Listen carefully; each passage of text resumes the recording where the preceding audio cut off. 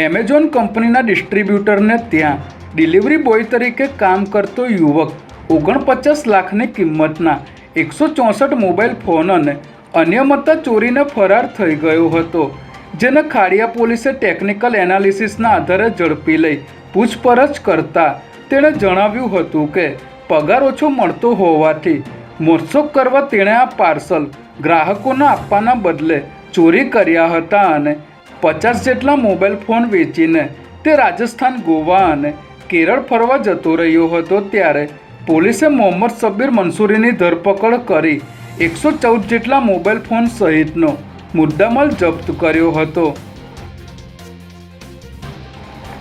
ગુજરાત હાઈકોર્ટના જસ્ટિસ સંદીપ ભટ્ટની બદલીને લઈને હાઈકોર્ટ એડવોકેટ એસોસિએશન દ્વારા મંગળવારે બપોરે અચોક્કસ મુદતની હડતાલ જાહેર કરવામાં આવી હતી, જેને આજે 5 દિવસે સમેટી લેવામાં આવી છે। આ અંગે હાઈકોર્ટ એડવોકેટ એસોસિએશને જણાવ્યું હતું કે સીજેઆઈને 6 સભ્યોનું પ્રતિનિધિ મંડળ મળ્યું હતું અને સુપ્રીમ કોર્ટના જવાબની રાહ જોવાઈ રહી છે।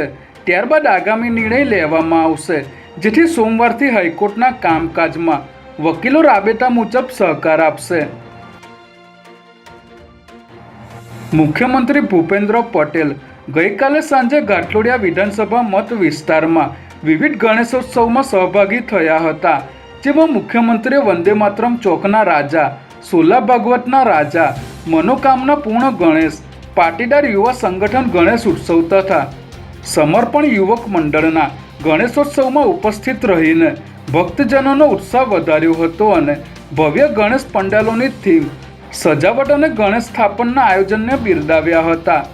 મુખ્યમંત્રીની આ મુલાકાત દરમિયાન સ્થાનિક ધારાસભ્યો, કોર્પોરેશનના ડેપ્યુટી મેયર સહિતના હોદ્દેદારો અને રાજકીય અગ્રણીઓ ઉપસ્થિત રહ્યા હતા।